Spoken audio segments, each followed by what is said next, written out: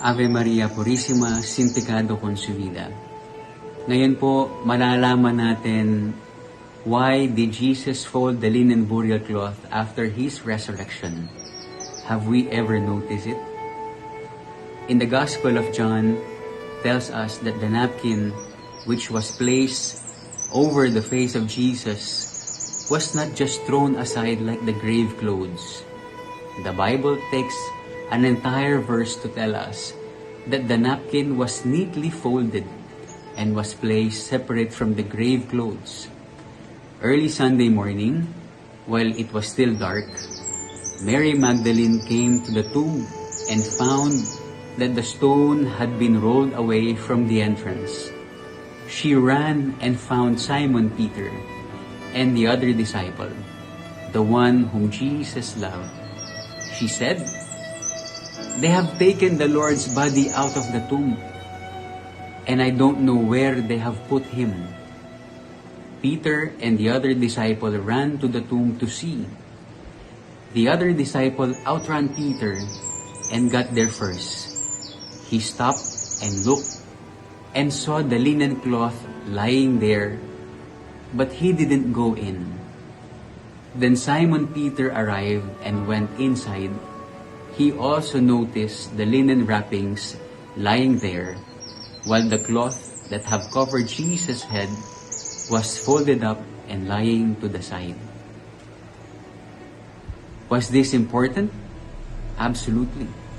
Is it really significant? Of course. In order to understand the significance of the folded napkin, we have to understand a little bit about Hebrew tradition of that day. The folded napkin had to do with the master and servant, and every Jewish boy knew this tradition. When the servant set the dinner table for the master, he made sure that it was exactly the way the master wanted it. The table was furnished perfectly, and then the servant would wait just out of sight until the master had finished eating. And the servant would not dare touch the table until the master was finished. Now, if the master were done eating, he would rise from the table, wipe his fingers, his mouth, and clean his beard, and would wad up that napkin and toss it on the table. The servant would have knew that it is time to clear the table, for in those days, the wadded napkin meant, "I'm done." But if the master got up from the table and folded his napkin and laid it beside his plate, the servant would not dare touch the table, because the folded napkin meant, "I am coming back." He is coming back. Jesus is coming back, and He is not yet done with all of us.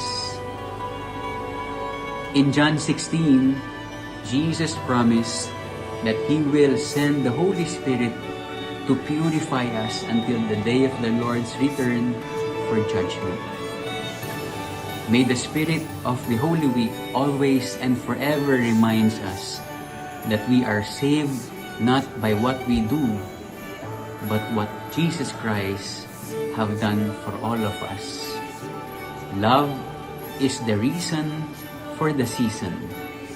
To love is to be holy, and what makes us holy is to love. God has put so much love to all of us.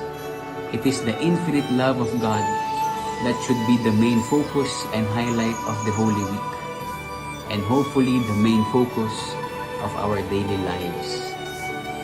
And if love that makes people holy, it is also love that will make us all saints, and that should make us all ready to receive a special place in His kingdom. Maligayang pagkabuhay ni Kristo po para sa lahat. Long live our King Jesus Christ in our hearts. God, mahal na Ingkong, bless us always. Muli po, isang pinagpala at magandang umaga sa kanilang lahat. Maligayang pagkabuhay ni Kristo Jesus. Happy Easter. Ave Maria. to the Lord, all the earth. Sing to the Lord and rejoice. Sing to the Lord and rejoice. For he is risen.